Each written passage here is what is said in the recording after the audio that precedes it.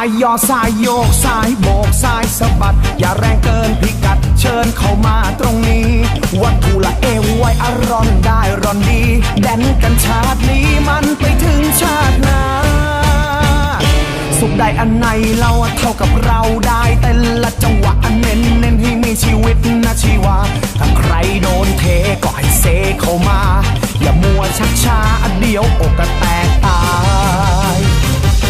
ถ้าเบื่อสายโน้นก็ให้โอนมาสายนี้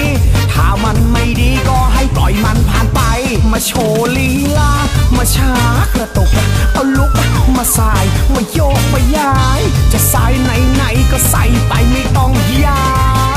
งเอาสายโยกเข้าไปเอาสายโบกเข้าไปเอาสายย่อเข้าไป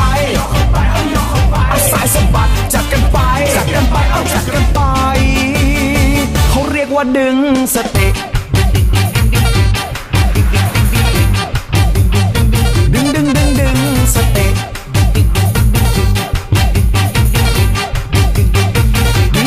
ดึงสติ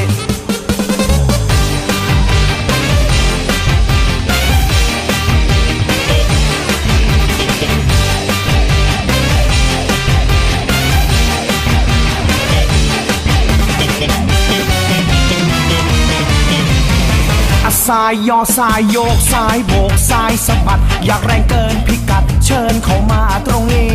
วัดกูละเอวไว้อร่อนได้ร่อนดีแดนกันชาตินี้มันไปถึงชาติหน้า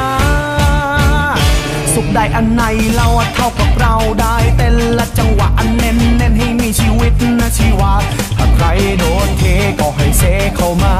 อย่ามัวชักช้าเดี๋ยวอกก็แตกตายถ้าเบื่อสายโน้นก็ให้โอนมาสายนี้ถ้ามันไม่ดีก็ให้ปล่อยมันผ่านไปมาโชว์ลีลามาช้ากระตุกเอาลุกมาสายมาโยกมาย้ายจะสายไหนก็ใส่ไปไม่ต้องยางเอาสายโยกเข้าไปเอาสายโบกเข้าไปเอาสายย่อเข้าไปเอาสายสะบัดจัดกันไปเอาสายโยกเข้าไป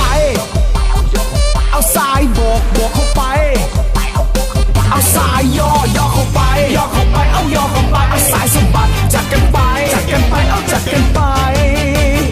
เขาเรียกว่าดึงสติดึงสติ